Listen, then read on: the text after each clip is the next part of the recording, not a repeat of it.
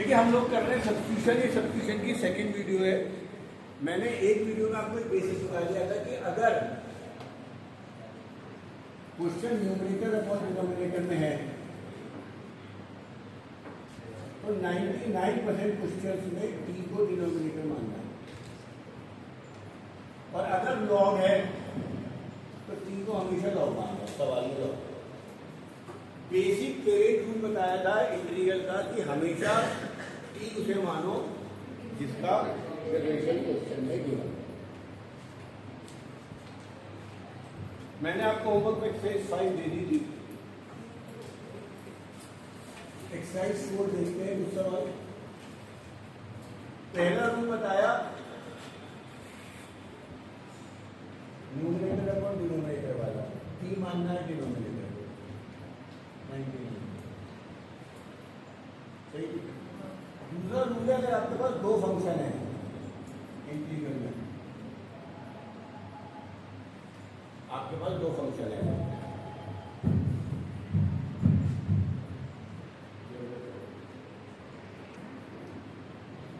हाँ जी, अगर दो फंक्शन है टी उसे मानेंगे जिसका डेरिवेशन है, और गलती से किसी फंक्शन के अगर पावर चढ़ी हुई है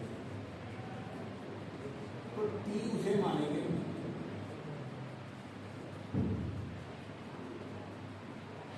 जिस फंक्शन की पावर चढ़ी। एग्जाम्पल देखो, साइन की power 3x into cos x. दो फंक्शन है, पावर चढ़ी हुई साइन की, टी मानेंगे। सवाल हो जाएगा, सवाल है साइन एक्स का 3 इंटू कॉस एक्स, इसे टी मान लिया तो डी टी कितना हो जाएगा कॉस एक्स। सवाल हो गया टी की पावर 3। तो पहला रूल न्यूमरेटर का, दूसरा ये है। तीसरा रूल कहता है अगर एक फंक्शन के अंदर दूसरा फंक्शन है,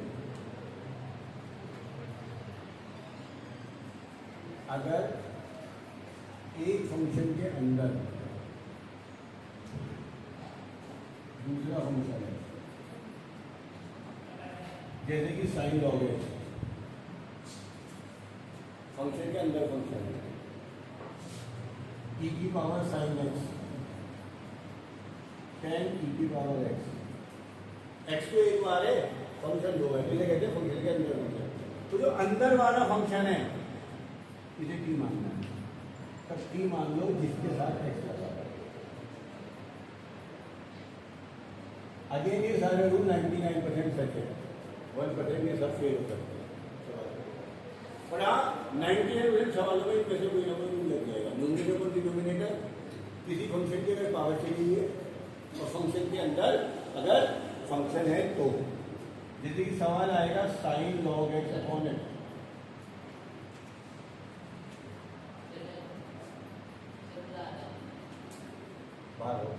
sign log x upon D x, सही।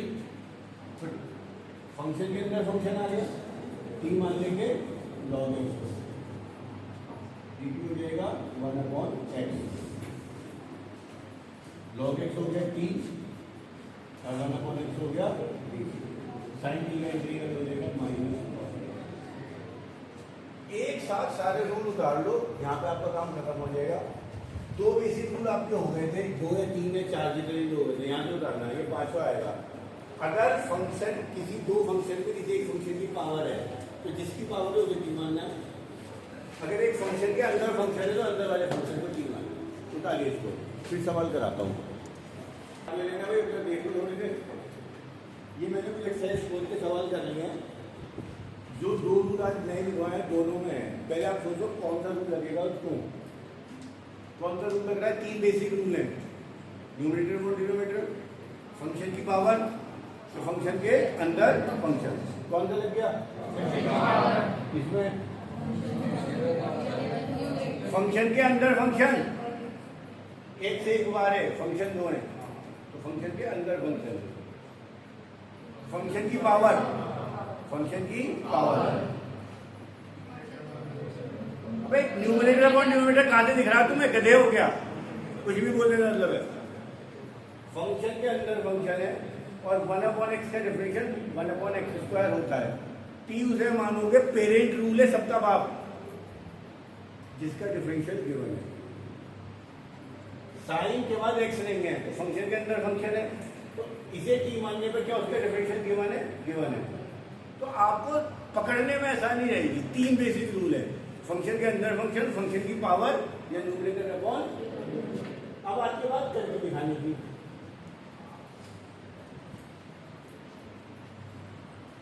फंक्शन की पावर चलेंगे टी मान लिया cos x,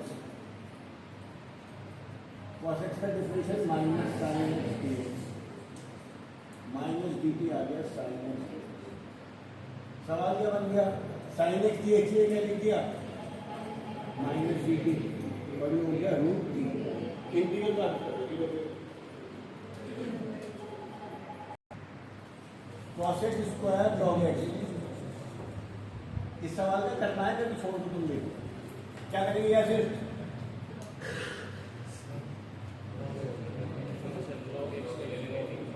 क्या जिसे टी मान रहे हो उसका डिफरेंशियल गिवन है, log x का है 1/x। सवाल दोबारा उतारो, cos x square log x 1/x dx। 1/x dx क्या मान लिया dt, इसे मान लिया t, ये है इसका इंटीग्रल होता है minus cos t plus 9 x plus 1/x और x प्लस, आगे चलते सवाल मुश्किल होते जाएंगे,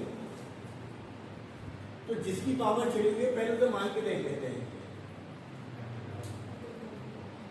x का डिफरेंशियल 1 log x का, ध्यान से देखो dt हो गया,